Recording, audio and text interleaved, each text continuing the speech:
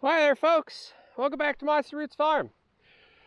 So in this video today I've had a few revelations and I'd like to share them with you. First of all, holy cow, look at all this great green grass. This was not here a couple months ago.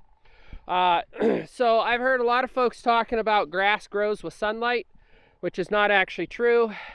All things grow with soil temperature, and proof of that is a high tunnel. A high tunnel is literally a greenhouse that is being grown in the soil of the earth, not like a greenhouse where it's being grown up on a table that you have potting soil or still dirt. High tunnels are in the ground, but that's not the whole focus of the video. I just really like the look of this bright green grass here in the middle of March, or in the very early part of March. But that does bring me to our actual topic for today. So in previous videos, I have discussed bale grazing with and without rings, and somebody on Facebook made a revelation for me. Let's just see cute little red magic in the round bale ring. They said that poor quality hay in a round bale ring will still be wasted. And I said, that's very interesting. A lot of people in my area tell me I need to do fertilizer, tell me I need to fertilize the soil, and it's going to increase my quality. Well, my cows are finishing it all up. As soon as I move this bale ring, you'll see cows in here. They'll be spreading it out, they'll be finishing it up. And really, you two? Really? I think I know which one's going to win, the one that's a monster. But the better quality of the hay, the more they eat. The worse quality of the hay, the less they eat. And I was thinking about this, and it really makes sense now. So there has been a topic that has come up a time or two about bale grazing, where if you spread your cows out on a piece of pasture like this and give them a round bale, you, one, don't have all of the mud like you see over here, and I will admit this is not good, but you don't have all of the mud because you spread your round bales out, and your cows don't actually eat this grass down to the dirt. However, I will say that I think the reason that's done in this particular situation is because the ground and the grass is not of adequate quality. And the reason I can deduce that is because I know that at least a farm that does this can only handle 4 to 6 acres per cow, where I can handle about 1 acre per cow. And in reality, I have about 15 animal units and only 5 acres of pasture, so I'm really doing way better than that. And I'd love more pasture, but working on it.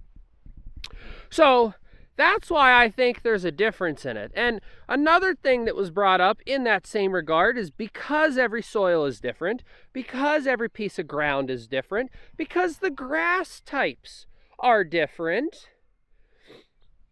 means every farm has to do something different. So I have a couple that wants to purchase some animals from me, and they were asking me about how many animals could be on their ground. And I said I can handle about 1 per acre. But what I did not take into consideration is that not all of the ground, not everyone's land is as good as mine. And I'm not suggesting that mine is some superior land or some superior breed or whatever the case may be. I'm just simply saying I have more fertility here. Now, you don't look the best, but Mama probably weaned you because she's about to calve, so. But that's the case, is that because everyone is different, because everyone has different ground, because everyone's farm is different, what works for me won't work for you, or it might work for you. You'll have to try it out. But I'm not suggesting you go out there and just try it once, right? So this is something that's been on my mind for a little bit. When you bake a cake, you generally follow the recipe. If you forget the eggs or the flour or whatever else is in cakes, I'm not a baker, so milk maybe, I'm not really sure, the cake isn't going to turn out well. Now, I'm not suggesting that you go out there, find every single chocolate cake recipe and make every single one till you know the exact perfect one. But if you're going to make a chocolate cake, you probably should have chocolate in the cake. If you're going to make a chocolate cake, you probably should follow the recipe. And if it says you need milk, flour, sugar, egg, whatever, you should probably put that in there. So you cannot just simply go out there and throw half of the ingredients into a mixing pan and say, boom, I got chocolate cake, because that's not how that works. You have to start from the start, go through the process, and find out what works. And if this bale ring theory works for me, cool. I know one thing, and we'll start to end it here, because if not, this could be a 45-minute video.